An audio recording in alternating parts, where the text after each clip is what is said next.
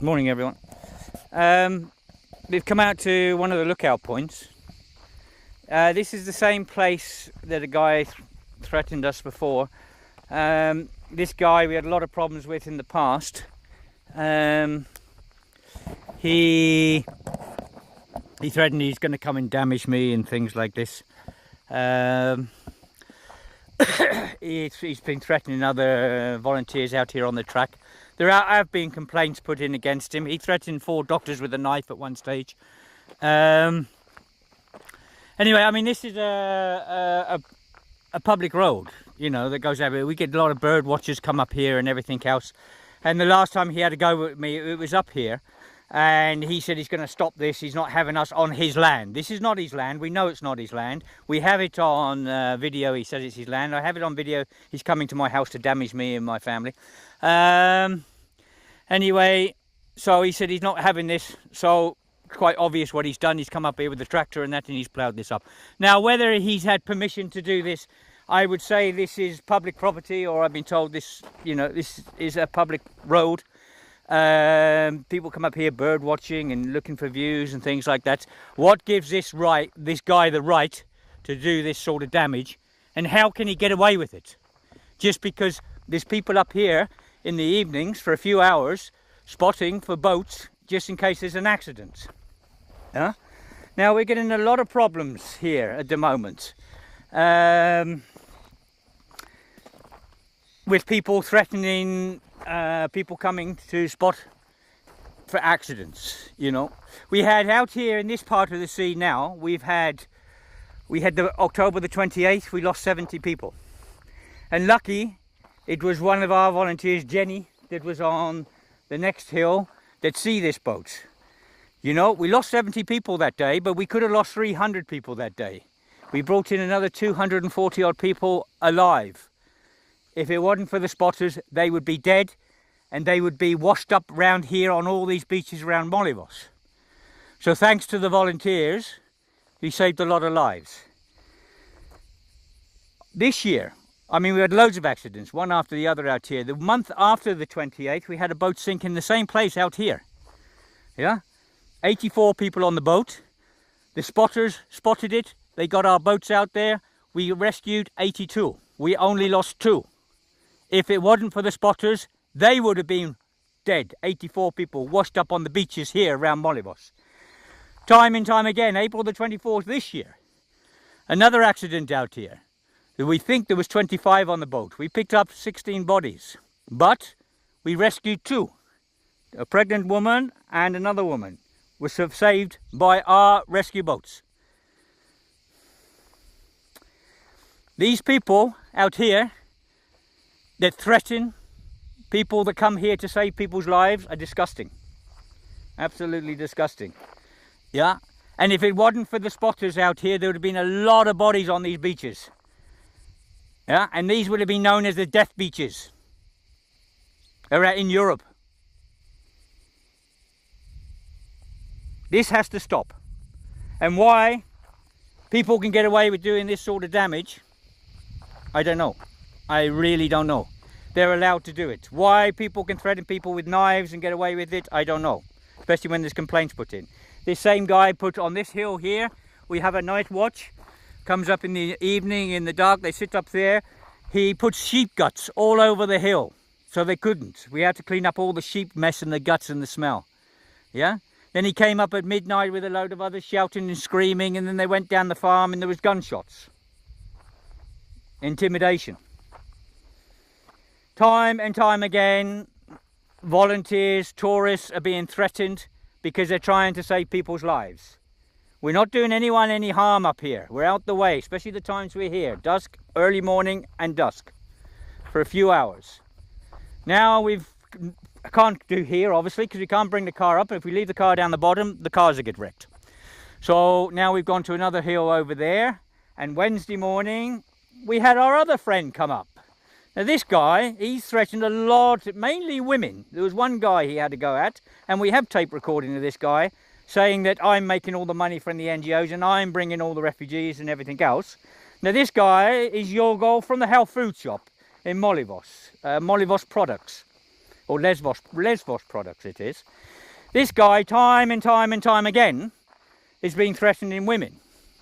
And Wednesday he came up and he went to the other hill. We had 2 women up there, and he said if they were there the next day, he's going to sort it out. Yeah? So he's threatening them, intimidating them. He came up here when we had a mother up here, and her girl was with her in the car, and they were very frightened because he was screaming at them.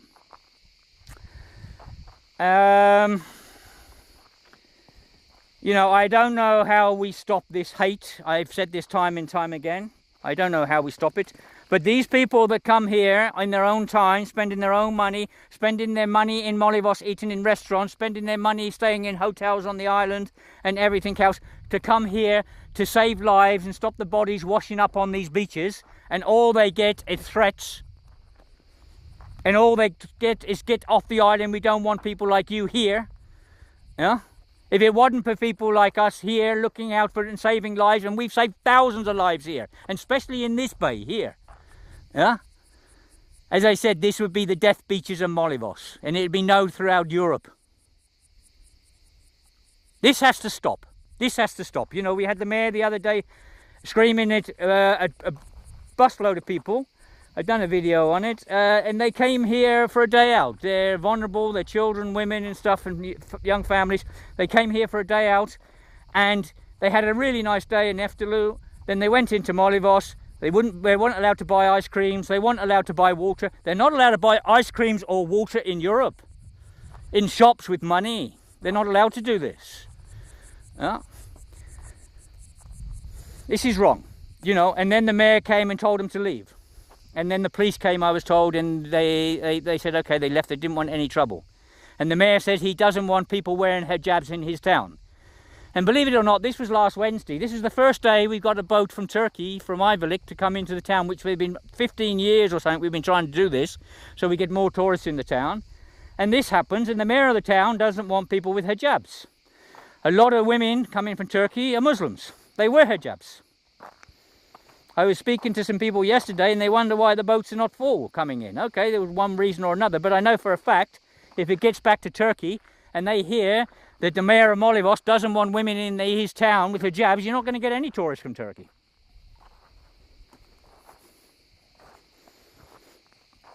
This has to stop. This hate has to stop. Okay, the other thing is here, yesterday was quite an amazing day, day before yesterday was quite an amazing day, because we had quite a lot of things going on. We have our friend Mr. Sturdy here. Now Mr. Sturdy was taken to court on May the 24th this year in England. We managed to get him in court for his hate against my family and hate against religious hate as well.